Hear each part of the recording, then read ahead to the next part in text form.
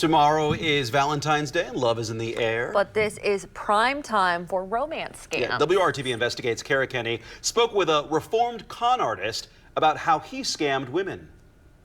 To make them fall in love with me is just kind of simple. Chris Maxwell is a former romance scammer who spoke with us from his home in Nigeria. Our connection was not the best, but we got some information you need to hear. First of all, how he met his victims. Facebook, Instagram, TikTok. All I need to do is just create a fake profile.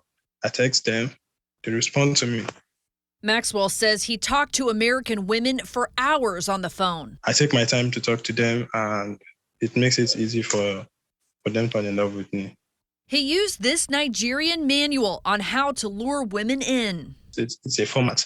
It's a step-by-step instruction on how you can start a conversation with someone you're meeting online for the first time. The manual encourages scammers to go after women over 40. They are working, hence they have the money you need. It also encourages scammers to make the conversation all about her. Con artists are told, research your target, including hobbies and pets. The manual also includes this list of 60 compliments you can use, like, you light up my life like nobody else, and you look beautiful even when you don't try. And the guide says don't ask for money outright. Instead, it gives you examples of sob stories you can tell to get that cash. How much money did you make scamming people? About 30,000. I need to survive, I was fighting for my life. Did you ever feel bad? Yeah. Chris felt bad enough he quit scamming and now works for Social Catfish, a company dedicated to preventing online scams through reverse search technology.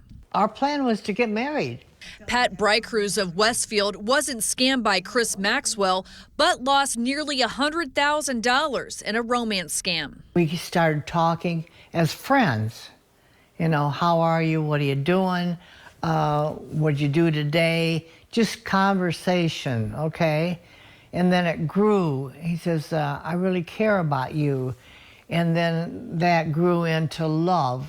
Romance scams are big business for criminals. Nationwide, they cost Americans nearly $1 billion in 2021. Because it is very common nowadays, people meet each other online, but the difference is they actually meet in person or talk to you face-to-face virtually.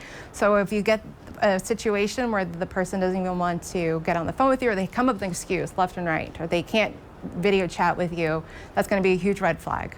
We shared the Nigerian manual with Jennifer Adamani at the Better Business Bureau. What does that say to you? So we're people, and in human nature, you want acceptance and you want love. If your match asks you for money, that's also a red flag. They build you up, make you feel loved and wonderful, and then they say, well, it was me. Can you help me out with some money? And it's by the book, apparently, and there's a manual for that. If you're meeting someone for the first time online, you have to take some precautions, so you won't be scammed. Chris Maxwell came clean with one of his victims and is now sharing tactics to help others avoid getting duped.